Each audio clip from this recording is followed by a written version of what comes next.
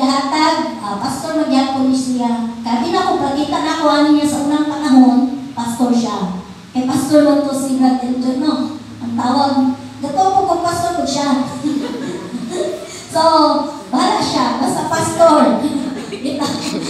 Ako ihatag ang ganang pastor niya po siya, bahala ko siya nasugod. Ikaw kay Brad Johnny, pastor, humami.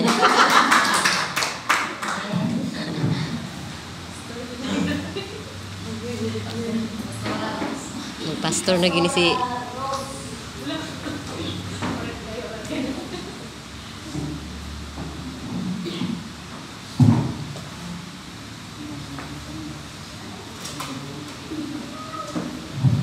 Nagamitan ng igsoon.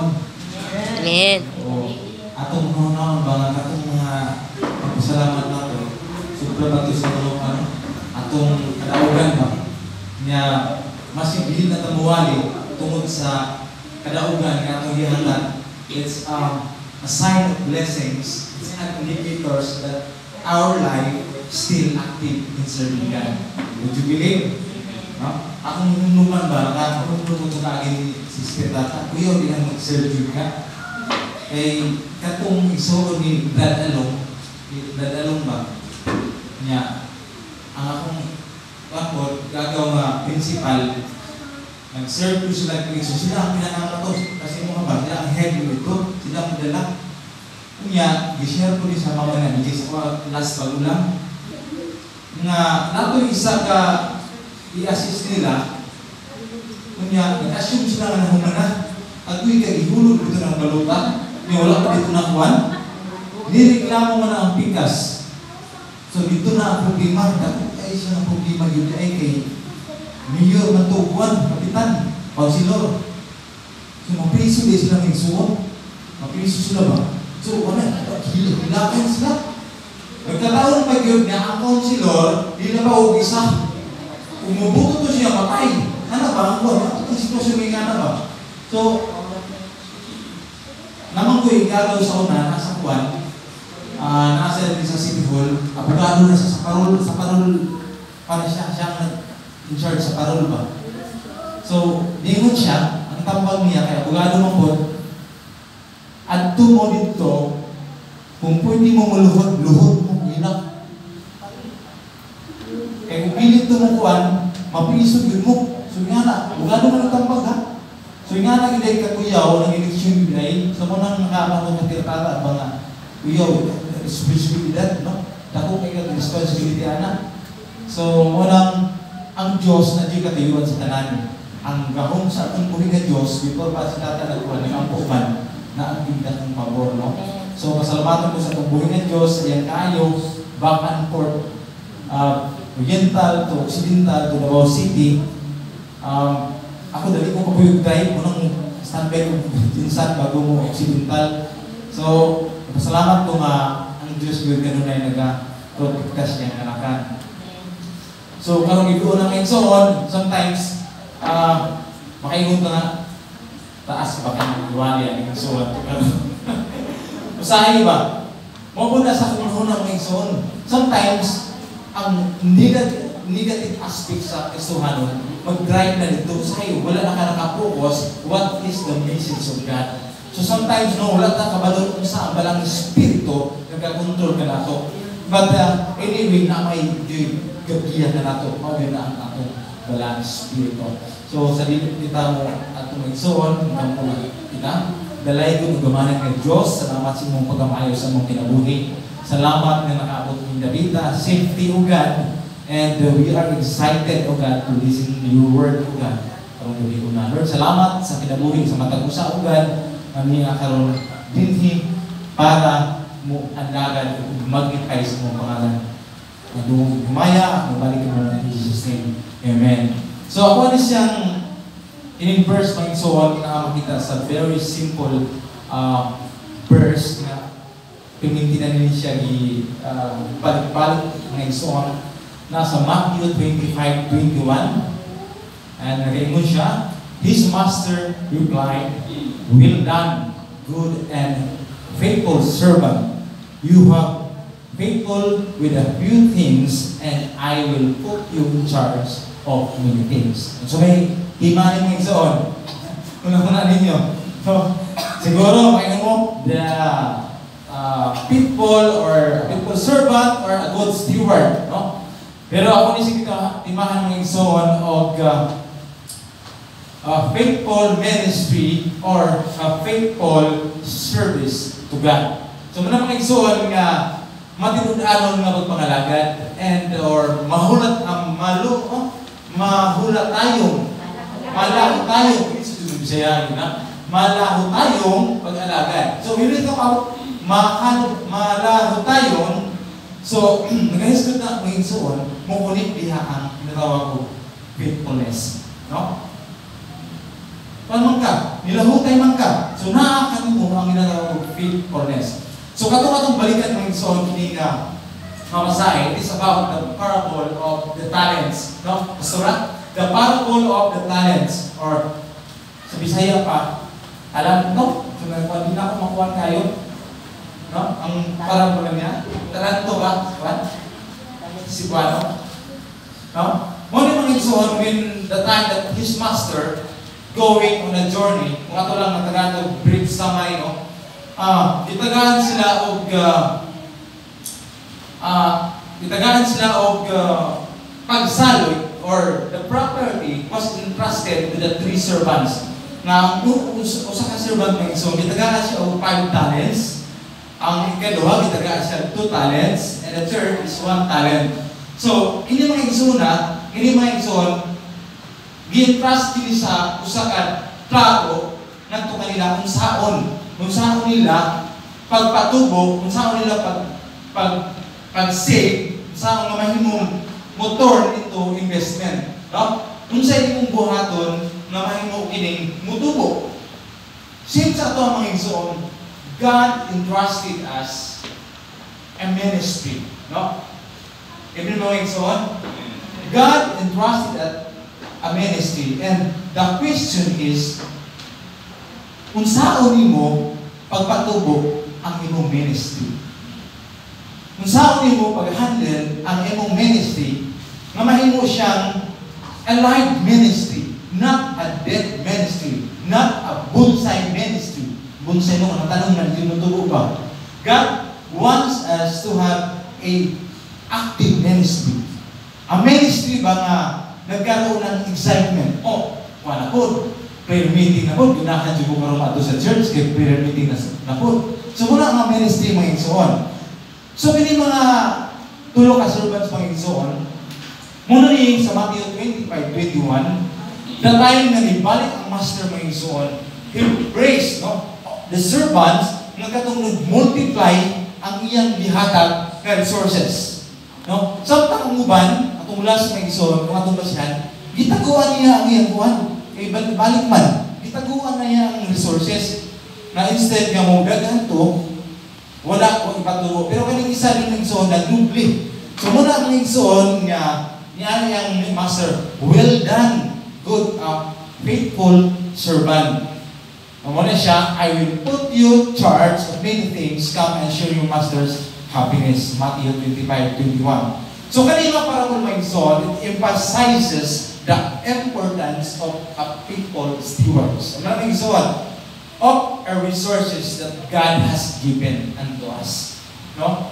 Usa ka parabula mga igsoon nga naghatag kanato og importansya nga unsaon nimo pagpatubo ang ministry o ang service na gihatag sa atong buhig na Diyos ngadto kanimo nga mahimo siyang dili mamatay.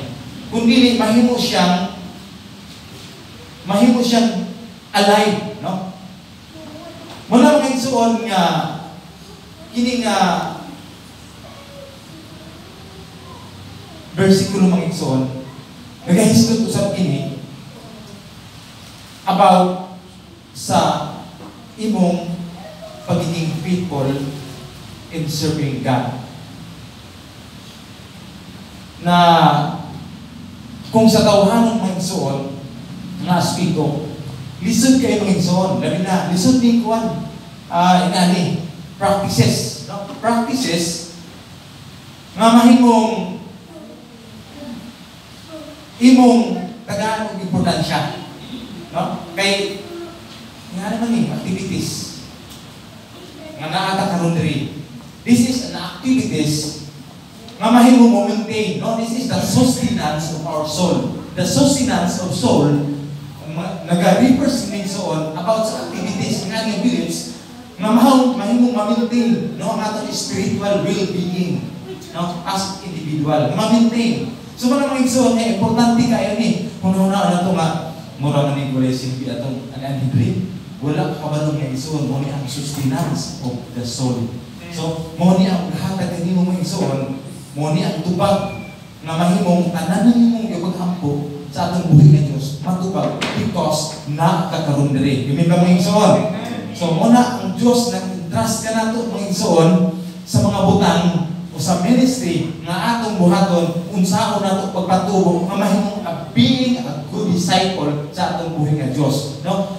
Malaho tayong pag-alagad. Kung isasama nato mga igsoon, muhisgot kita mahula tayo mga igsoon. Hindi ko ito mahula tayo.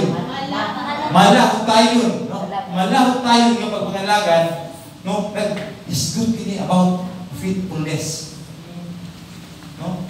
Faithfulness, kung sa Tagalog pa, loyal, no? Maging loyal sa atong buhi nga Dios. Pag-alagan, no?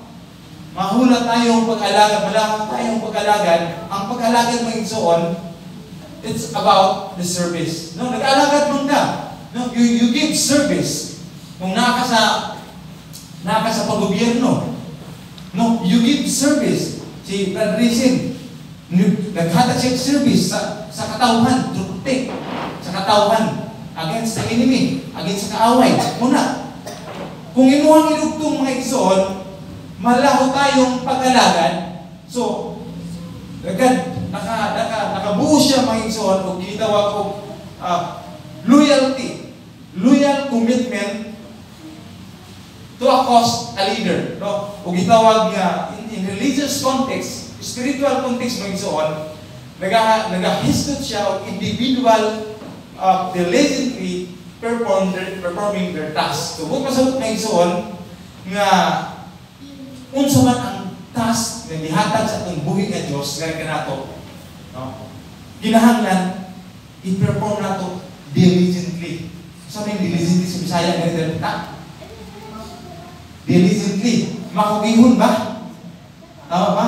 No? Makugihon. I-perform nato mamahimutang makugihon nga Kristohanon unsa man ang task o unsa man ang resources nga gihatag sa atong buhi nga Dios. No? Muna mga igsoon nga importante sa Kristohanon nga magiging faithful and diligent in serving God. Tungod kay ang Dios nga atong master mohatag kanato sa iyang promisa. The time nga ang pagiging faithful, pagiging loyal kanato ngadto kaniya iyang matagamtaman. Mga igsoon, unsa man, the question is, what are the indicators or the signs of life that you are still doing your ministry or your ministry is still not dead? Unsa man mga igsoon, unsa may mga timailhan, no? Nga atong ministry dili patay. Ang una mga igsoon na gihatag diri nga passion and enthusiasm, no? You are still have a feeling, no? A strong feeling, a sense of excitement, na purpose and excitement. So mga igsoon, nakakanimo ang excitement about serving God and others. So mga instruction sa atong buhi nga Dios always, no? You need to serve others. Muna, suko man ang mga igsoon. Naadyo na perminti. So mga igsoon nga you have the excitement in serving God. So mga igsoon, anytime the activities nga buhaton sa church, nakakanimo ang ginatawag excitement because of the purpose, no? Feeling strong, a sense of responsibility as a Christian. So nakakanimo mga igsoon, kinahanglan. Ang ikaduhang mga igsoon, ginatawag og fruitfulness.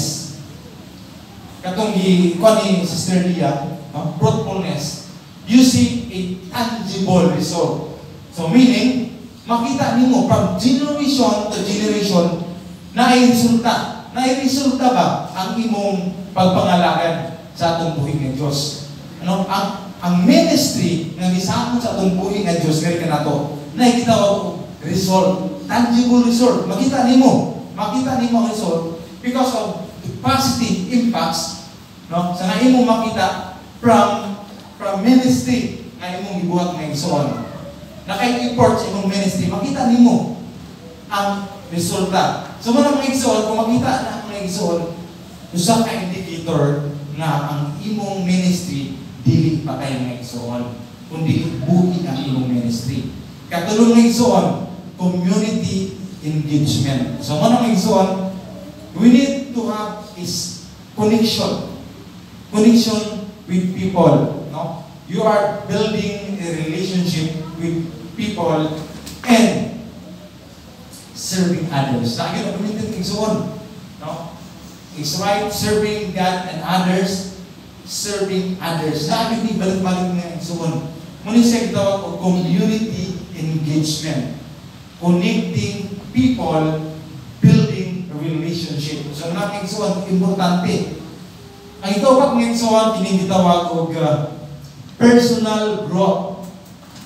You are learning, growing, no? And being challenged in your ministry. So, buot pasabot mga igsoon, whatever circumstances that may arise sa imong sitwasyon, sa imong atuan mga igsoon, in personal growth, naagihapon ang itawag o endurance. No? Mahal ko tayo, pagpadayon mga igsoon, personal growth. Daghang mga instances that will hinder you, but still, you are growing. No? Problems will not hinder you because God has worked or has working in your life. God is working in your life. So, manang mga igsoon nga daghang mga challenges sa ministry. Para hingani. No? Hingani ng ministry. Lami kayo mutulog karon ng igsoon, lami ka kita ginagagubag kung ano ginatungkuhan basta kung nagani. Mo lahi na ginatong timplado. Pagdagom pero bilib ko sa cluster kuman kay padayon din sila pero kami dito sa likod baha na manggot nya. So ulan nya dili mo dalang sakinan kasi talawan ko ni isa. So muna pero dili siya rason ng igsoon. No, dili siya rason ba usahay madala ka sa rason. Pero in challenges, no, if the situation is worse, sometimes we are being challenged, you know, how to handle that challenges. Sometimes unahan day, wala man day unahan day, wala man day baha. So yung ano ba magmahay ka. Sayang kayo ang ministry. So mo lang in personal growth, so kinahanglan mga igsoon, we need to eradicate, we need to remove, no, obstacles that might hinder sa atong pagpangalaga sa atong buhay ng Diyos. Amen ba mga igsoon? Amen. So, atong paningkamutan mga igsoon. Atong paningkamutan. Okay, sometimes, that is the trick, no? That is the trick of the enemy nga bungkagon ang imong imagination, even in your speculation, bungkagon mga kumato. Pag sutin mo di kumato, bribe na yun. Ano mo, bukansin mo, strike na yun. Tindalang kumato, mo strike ang kakapoy, mo strike ang kalaay. So yung ano ba? Dagang mga problema. But in the long run, kung imo ang i-defeat ng mga igsoon, okay kayo mga igsoon ng ministry. Nindot kayo ang kwan, nindot kayo ang resulta. So manang usahay ba? Nagmahay ka sa niya, wali ni kwan, wala din ko kakano, about the abundance, about the grace, about the faithfulness, about the life of Jesus Christ during his sojourn, no, in earth, no. Atong daghang kayo mamiss na itong mag-isuan. Manang every word nga ihatag sa atong magpupulong, ingon din si Sister Tata, dili man ako ang matanaw, kundi ang atong ipupusan the word of God nga iyang ipadala. So may mga igsoon nga importante sa atong pagalingon ang pagtubo. No? Seeking God's presence always. Ang kalima mga igsoon, kinigitawag ko pag-ambok mga igsoon, prayer and dependence on God. Now, you are continually seeking God's guidance, no? God's wisdom, at bitawag ko pinaka-importante, the empowerment. No? The empowerment, God's empowerment sa atong kinabuhi mga igsoon. So, moment na mga igsoon, continue kita. We are not stop seeking God's guidance. Every time yung wala ka sa itong mga trabaho ng igsoon, wala ka sa itong mga tasks ng igsoon, we are always asking God's guidance or wisdom. No? Wisdom, that is direct revelation from God, that God will reveal na ito ang gagawin mo. Ito ang dapat mong sundin.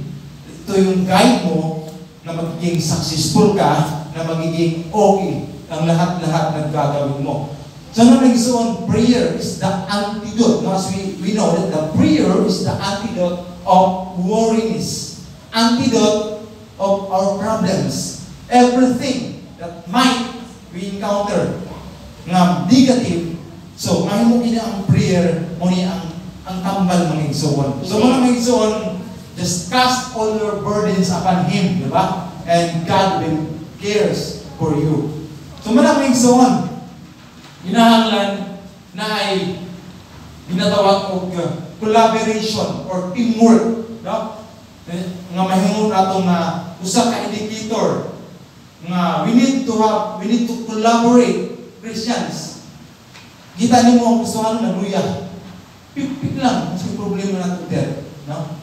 Pik lang sa ikuan. Makita nimo ang pinanglanon sa atong makaigsuonan. Makita ang iyang kabugaton. So as Christian, nakabutang diri, as one of the indicator ningon siya, we need to have a collaboration and teamwork. You're working with others, sharing the Lord and supporting one another. Manang igsuon. So nindot ng igsuon siyempre.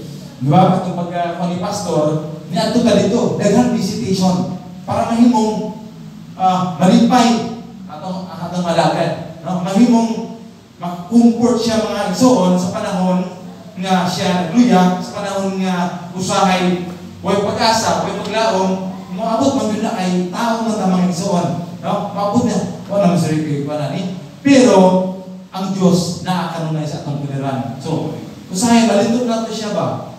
May kuha na ni, pero dako ang akong Diyos nga gilagaran. Pero imuhang makuliwan, dako ang Diyos ang gilagaran. Buhay siya, dili siya buka, dili siya bungol, na dili makadungog sa akong pagtawag kaniya. Dili siya buka, na dili makakita sa akong sitwasyon. Muna may igsoon nga kinahanglan nga as Kristohan, Kristohan ng igsoon, i-adapt nato, i-adjust nato. We need to change circumstances, needs, and challenges in your ministry.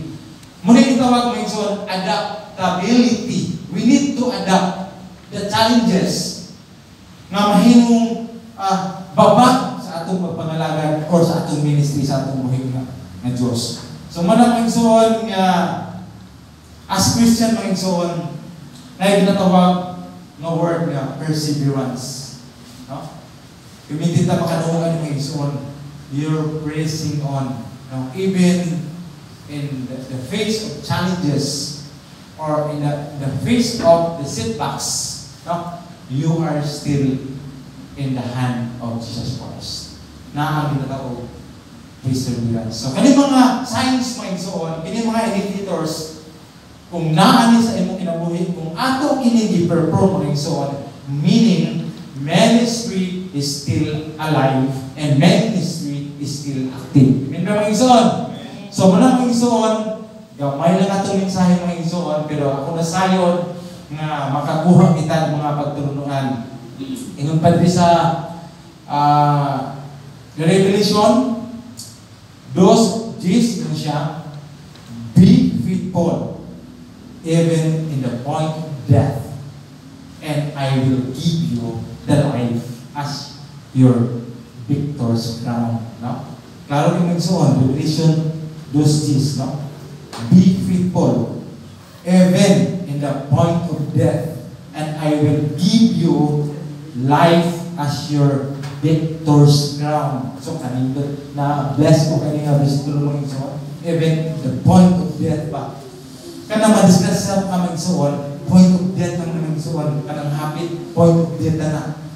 No? Even in the point of death, kung faithful kita mga igsoon, ang Diyos maghatag ka na ito kinabuhi. No, walay katapusan as your victor's crown. So mga igsoon, mga people na mga servants like Joshua, like David, mga igsoon, nga ang Diyos naghatag yun kaniya o pabor. So mga igsoon, nga sa pag-alagad sa atong buhay ng Diyos, we need to have a full service, true service. No?